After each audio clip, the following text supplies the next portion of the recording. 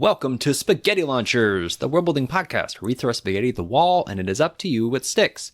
I'm Kyle. I'm Ethan. On today's episode, we will be discussing seasons, the passing of time as reflected in the physical changes to your world. It's fall, winter, spring, summer. We all know what it is. Well, it's going to look different on different worlds, though. But also, and let's come up with some fun ideas about it. And also, we talked about it in the prelude to this, that it's not just about necessarily the changing of the seasons from those four things. It's also a season in which a thing occurs in a place. Yeah. And that can be colloquially thought of in a very different way. No, but that's what I'm saying is Yeah. it is repetitive physical changes to the environment that mark the passage of time.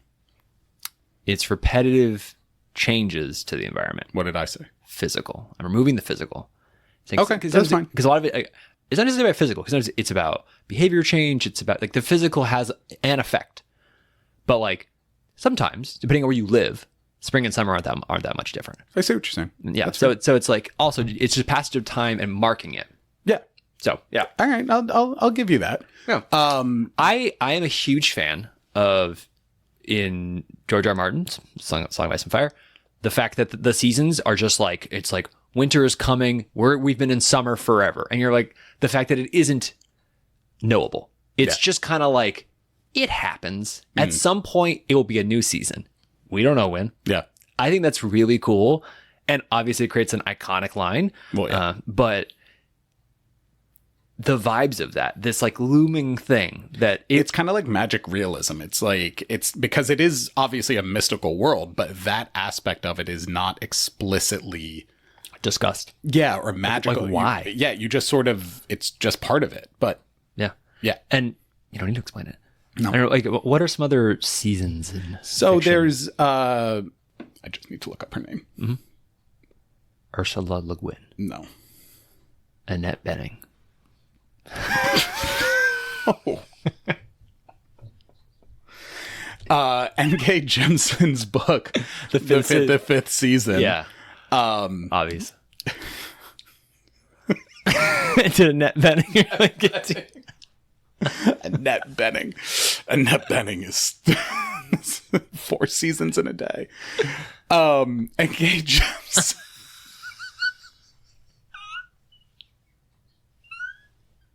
It's really got you. It did. I love it. It snuck right in there. Fuck. The 5th season's a book. I like the idea of. I haven't read it. I actually don't know. I haven't either. I started reading it, but you know me, and I get distracted very easily. ADD.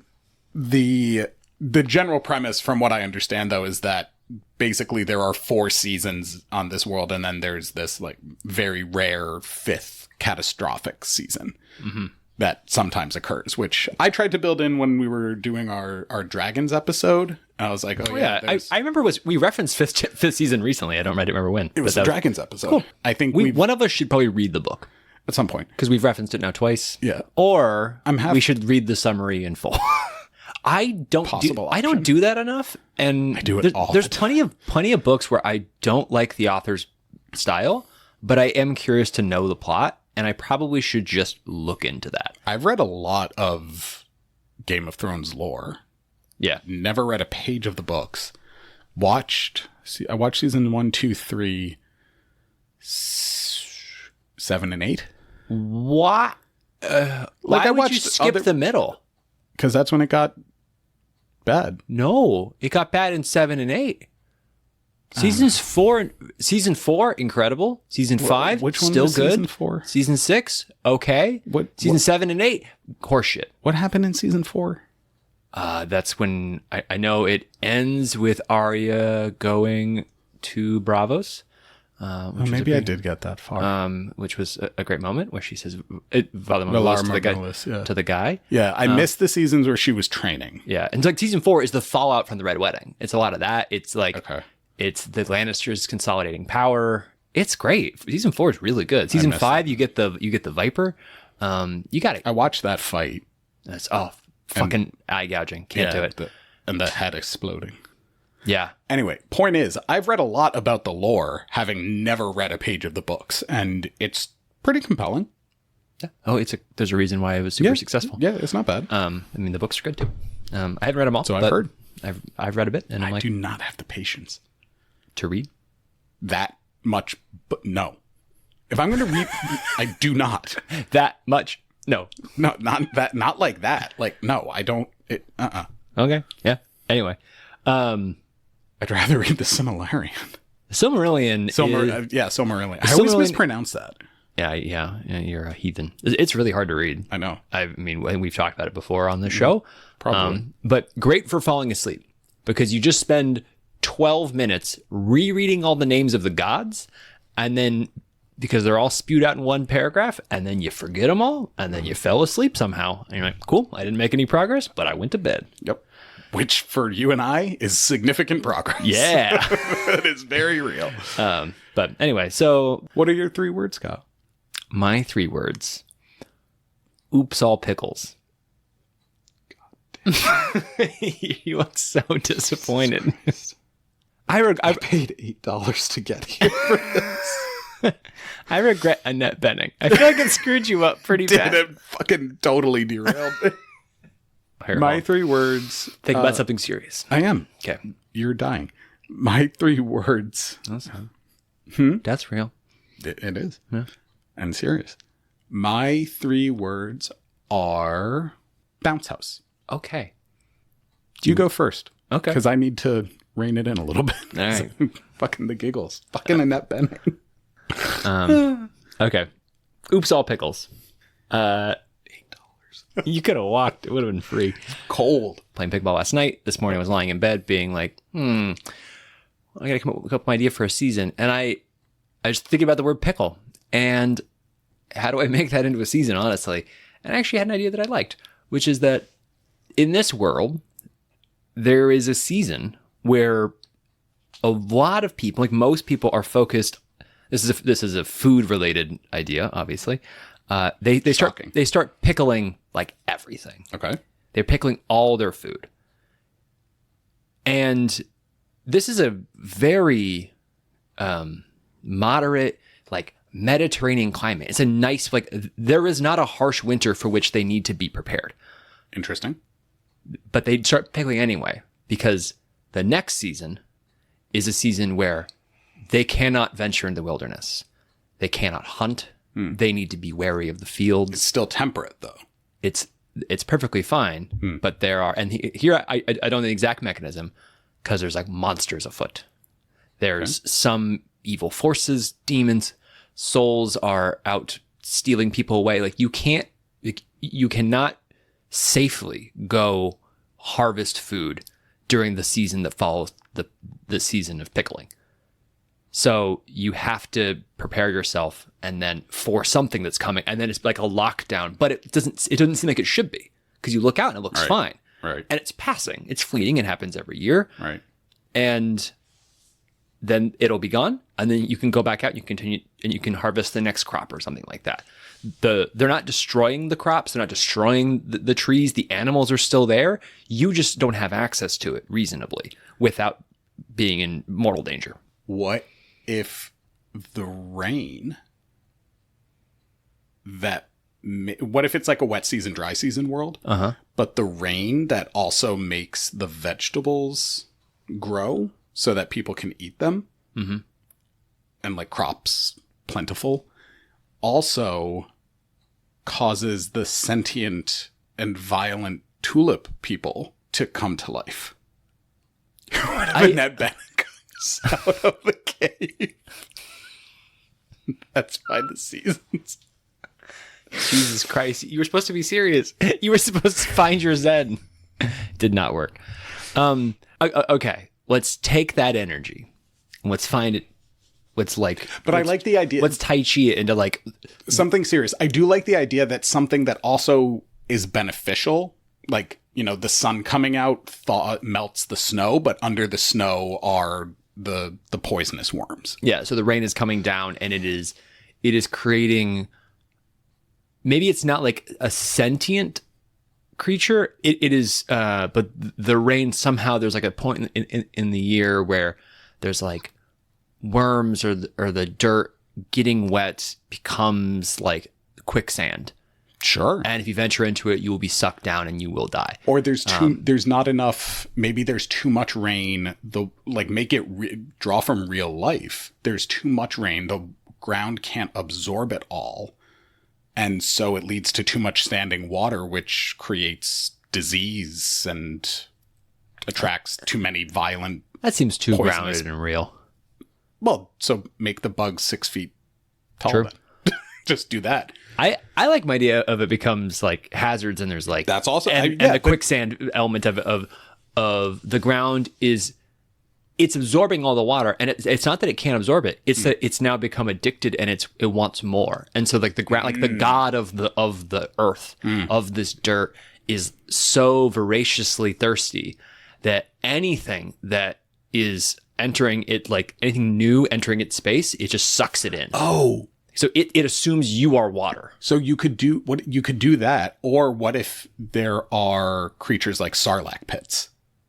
Yeah. That like maybe the rain comes down and they're normally covered in like a thicker layer of mud and dirt, and then the water wakes them up and washes away the dirt. So that you have to be careful for them too. Yeah, maybe that adding more complexity of the end of the rainy season, or the rainy season itself creating multiple hazards for you to have to deal with. But I also my initial thought, I liked for the lack of a clear marker other than just knowing what time of the year it is. Yeah. With like spirits going through the woods, and if you're trying to hunt, it like a spirit will just come out of nowhere, blindside you, and just like rip your head right off. Like very much you don't have a defense against this. You are screwed, and you can't see it unless you are actually experiencing it. Like there are poltergeist. These are ghosts, these are specters, these are will-o-wisps.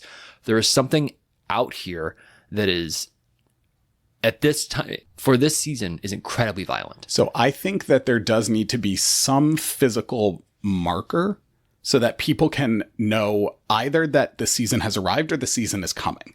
So that they have some because if it's just random, if like people just start dying, well, that could actually be the marker itself.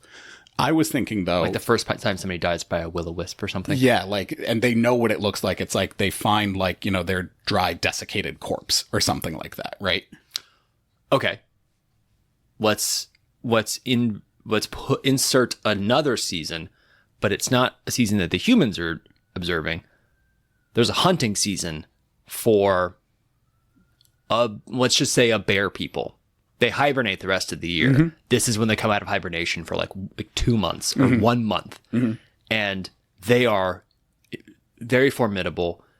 It is impossible basically to go people up against them. Yeah. So it's just everybody stay behind walls, stay within our settlements. We will be fine here. We have defenses. They're afraid of fire. We have torches at the edges of our settlements, and they won't come here. But it's the second one is spotted. Mm-hmm. It's a Sasquatch spotting. Mm-hmm. Everybody comes running back and says, like, pickle season's over. Everybody fucking lock it down. Yeah. And then they just lock it down until it's like, they know it. It's like, okay, like 30 days after that, or like the next full moon after that or something, then they'll be gone.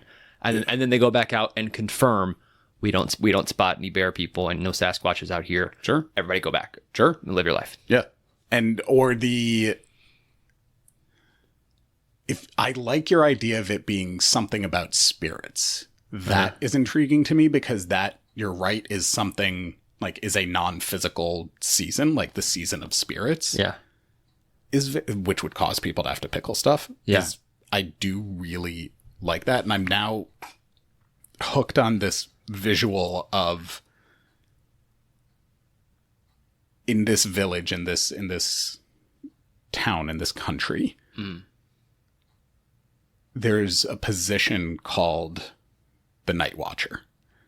And their job is not to sit on a tall watchtower and look out into the distance for threats, but to look up at the sky at night. Because at night, the very first night that they see an aurora borealis means that something about like, the solstices have aligned, Yeah. have occurred, the planes have aligned, and that borealis is the sign of the spirit world coming into contact with our world. Ooh.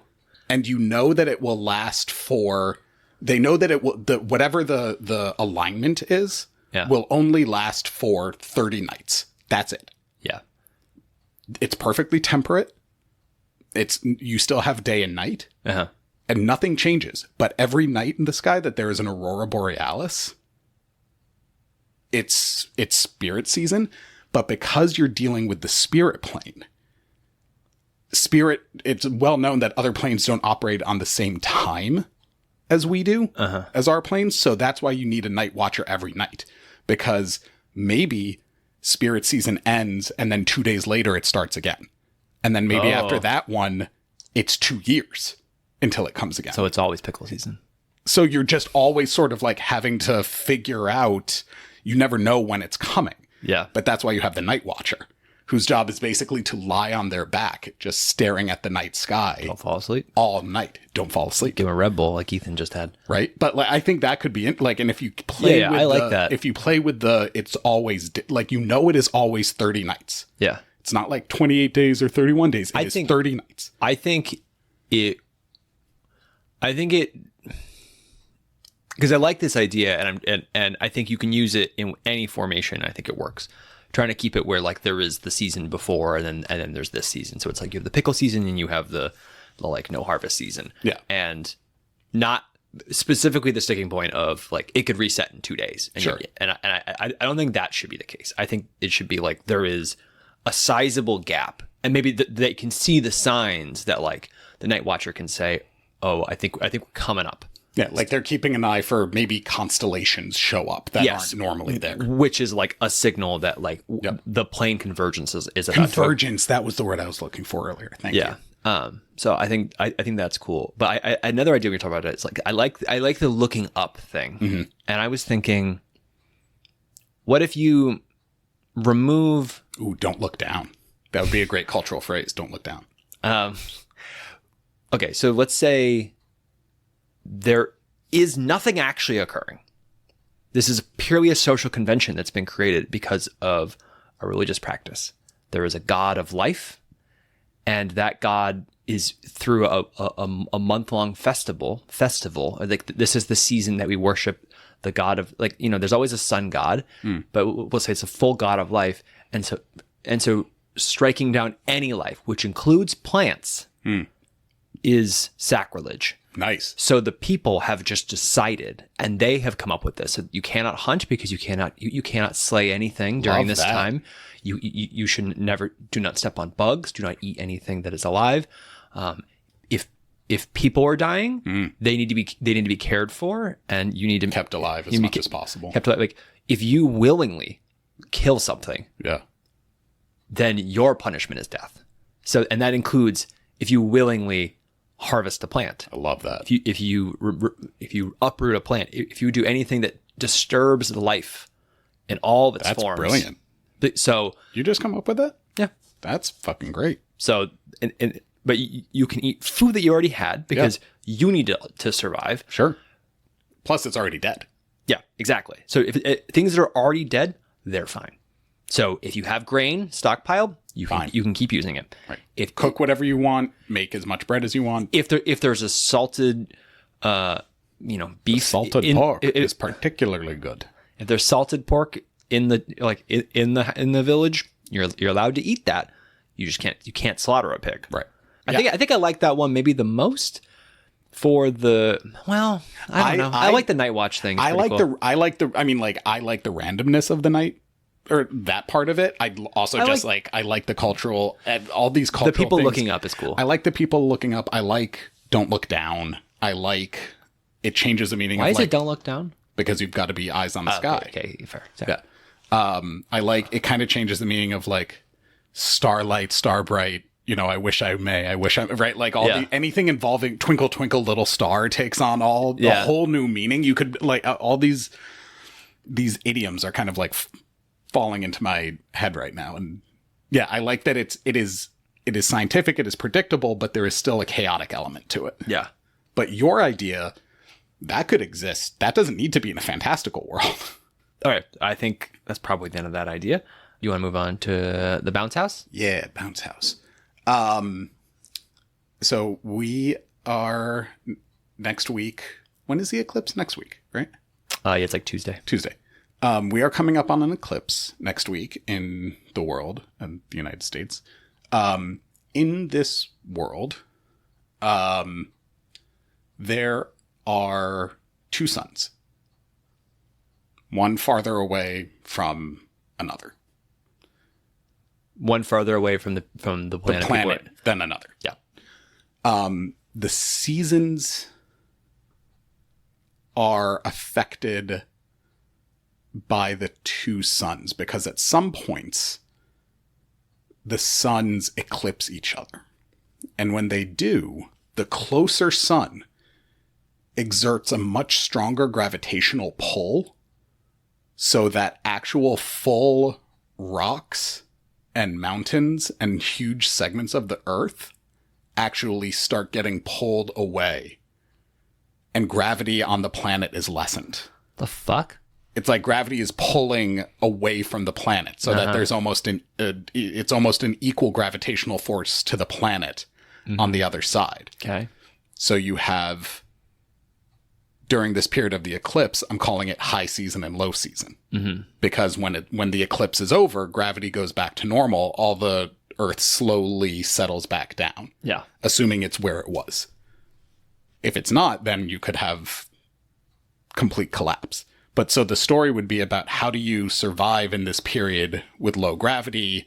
I envision people actually like have entire civilizations, they prepare to live underground because maybe like the eclipse, it's not safe to be up and looking up at the sun. It blinds you if the eclipse is too strong.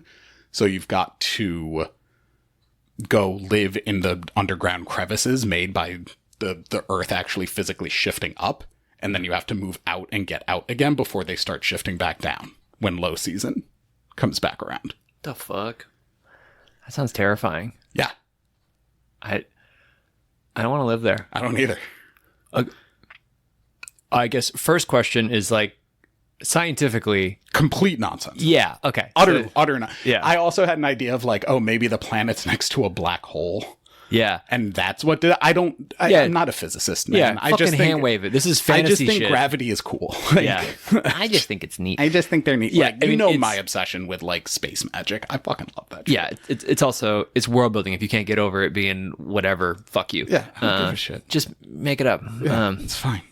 I just was trying to incorporate the eclipse. Yeah, it's cool the idea that of having the suns eclipsing each other in your orbit, and I assume that would be pretty rare.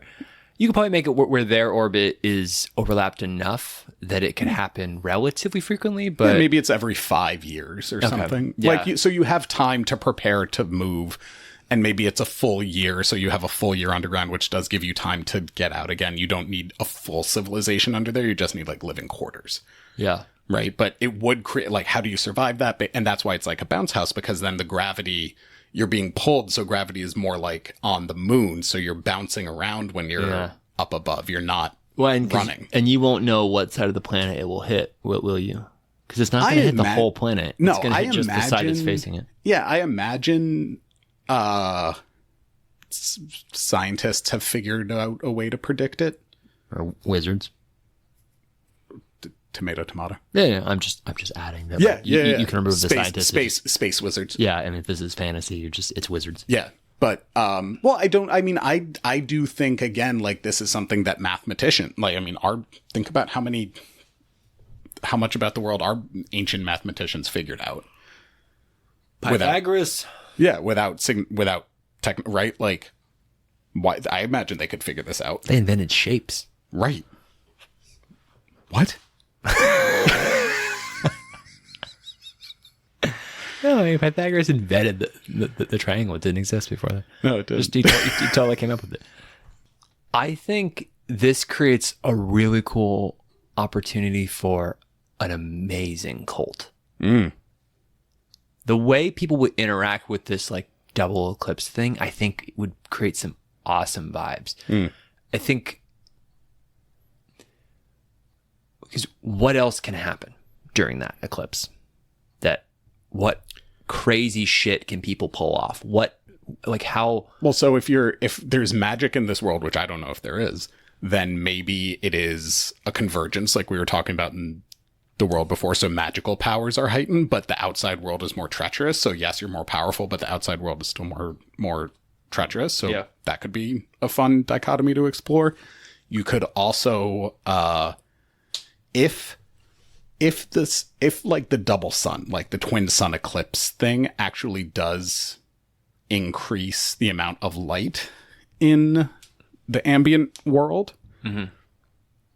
someone would come up with an Archimedes death ray, like using mirrors to try and reflect and concentrate the light into a death. Like, it's a super weapon at this point. Yeah, but it would be pretty, like, that's not a huge leap to make. But also, would you need it if you've got, like, you have an easier super weapon, but maybe it's the one people have created defenses for, is all the fucking rocks going up in the air. Right. And the gravity change. So you create opportunities for that. So let's say there is magic. Let's say this is divine in some way. And it's like it is like you're creating a temporary through line to divinity. Like, this is the divine gate. Yeah. Sure. And somebody's got a ritual that will help them propel them through, that they will become divine, or so they think. And then you created a good little, like a quest hook in an RPG setting, for instance, of during this upcoming double eclipse, these people are going to try to do this fucking ritual because they think, which classic D&D trope of someone's doing a ritual to become a god. But now you have the heightened thing that they're trying to do it during this eclipse where all resources need to be devoted to making sure that people don't die from the rocks that are doing some shit. And these people are trying to use the rocks to do another thing. Right. And to propel themselves through. And they're going to fuck up somehow in the process and actually destroy, like, all these rocks. And then they're going to come down as a bunch of other smaller rocks and, like, creating, like, this huge shower of debris and fucking shrapnel. Yeah. Something like that. That'd be kind of cool. Or even per my warm-up session rant about my increasing cynicism, they think it's divine and they develop this, this magical railgun effectively to launch someone through what they perceive to be the divine gate. And they just launch them into the fucking sun. Just launch them into the fucking sun. Okay. And it becomes and they realize it, and it becomes the Icarus gate. Like, okay, no, but I fucking love this because, all right, here's what happens. They don't realize that they think this is like, think they're just becoming gods. They think that they're like ascending. And they are just straight up being murdered. Just shooting people into the sun. I think I've seen this somewhere in fiction of people people trying to be like, I will become whatever, and then they just straight up die. It's just death. Yeah. But in this case, it is like a highly publicized thing of like, I will be catapulted into the sun by a fucking railgun, and then it's just, and then done. Yeah. Just died. They lost oxygen the second that they hit the atmosphere. Yeah. They never made it to the sun. Nope. They barely made it out of the world itself. Yeah. I like it. I think that is more, that's like, it would be a great like Monty Python skit. Yeah. Set in a fantasy world. I'm thinking about this is an RPG hook. How do you use it? That, do you want to stop it because you realize that it is a problem and that these are innocent people dying under false pretenses? Or happy. Or do you want to stop it because the people who are in charge know that it doesn't work, but they do it to placate the populace?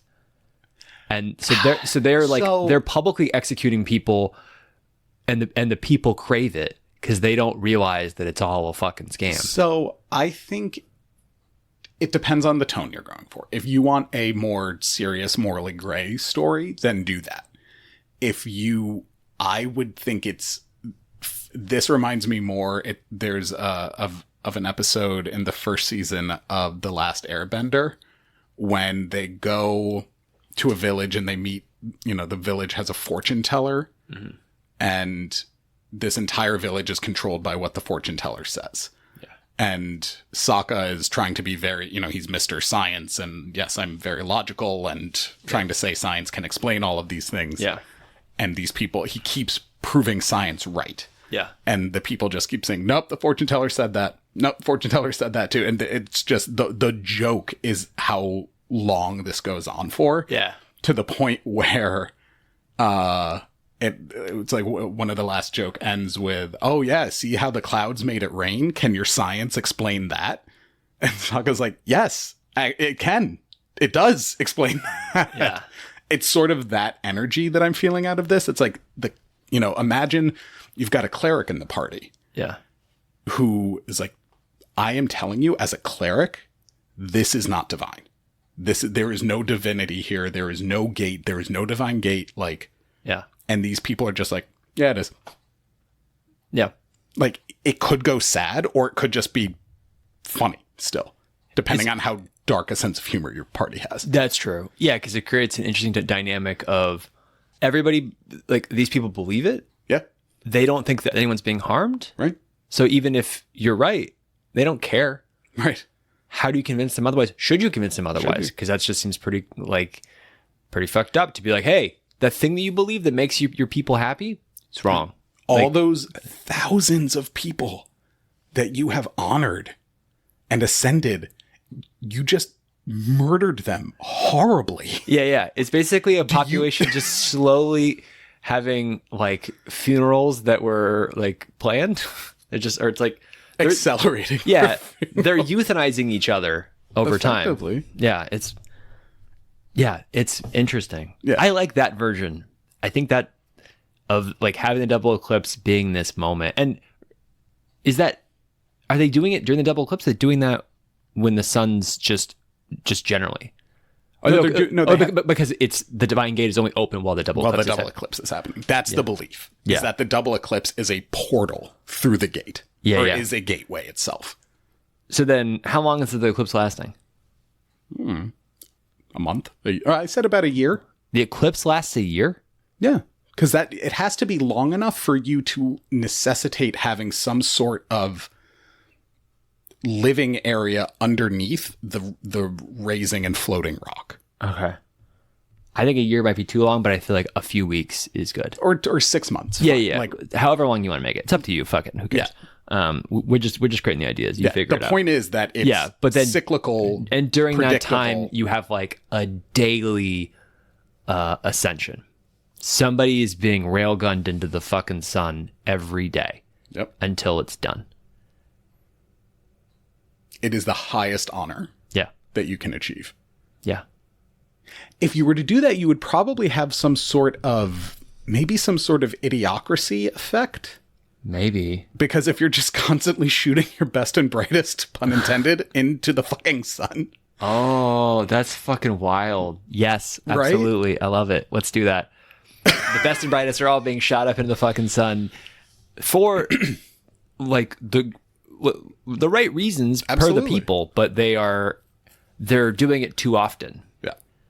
And I think this is a point where you need to have a big enough population for it to be that free. Because there's like a point where people be like, whoa, we need more people. Like we can't just keep launching people. But if it only happens every 5 years where there is this eclipse and then you ascend 100 people during that time, I guess it could be offset. If you have 50,000 people, that's fine. You're fine. But yeah, so it just depends on how many people and how big the population is. But yeah, you might have a bit of an idiocracy. You might just, you might, because after the ascension like is done, when the eclipse is gone, did you just fucking ascend a bunch of your leaders and now you're like leaderless? You have these vacancies and these voids created in power vacuums because you just ascended these important people and these pronounced people. Right. And you spent the past 6 months yeeting these people into the sun, living underground, having to figure this out.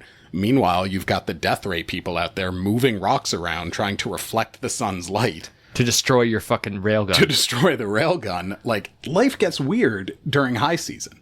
Yeah. I like it. High season and low season. Okay. Cool. I think that's a wrap on that idea. Lightning round. All right.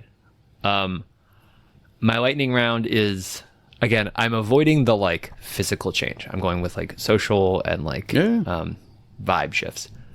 The season of sadness, wherein nobody's allowed to smile. Why? Because that's the cultural practice. But what triggers it? Nothing. They've decided to do that. You are not allowed to smile. If you're caught smiling, you're like punished. So it's like a holiday. It's like a holiday, but it's like 2 months of it. It's like a mourning thing. It's maybe it's forced. Maybe there's the god of death is forcing like a sadness on everybody. It says you are all meant to be reflective and sad and dour for this period of time. So I'm removing your ability to smile. You cannot laugh. You cannot tell jokes. All you can do is kind of sulk as a population. It is the opposite of The Purge. You know, The Purge, the movie where you get all your violence out. This is group collective mourning for all the tragedy and pain that has occurred over the past period of time. Yeah. And it's just, you're not It's like Yom Kippur, right? Like it's like your atonement. But right? you are not allowed to do anything happy, to be anything other than you just have to be sad during this period of time. Yeah, that has echoes of, it's not a day of it. You're not atoning for your sins, you're mourning. Yeah. It's like the in memoriam part of the Oscars. Yeah. So that's that. Cool. Years to go. Every 2 years, this one specific type of bird finally hatches, has a very long incubation period. It's about 2 years. These birds are loud as fuck. And they just scream while they are chicks until they get older, and then they get quiet.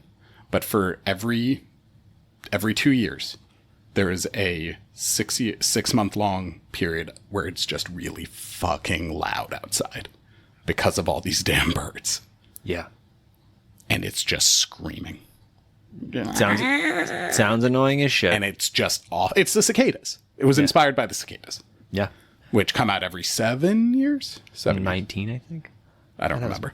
But and then you have that period of time where it's like cicada season, and then it's gone. Yeah. All right. Yeah. Cool. I like that. All right. What stuck for you?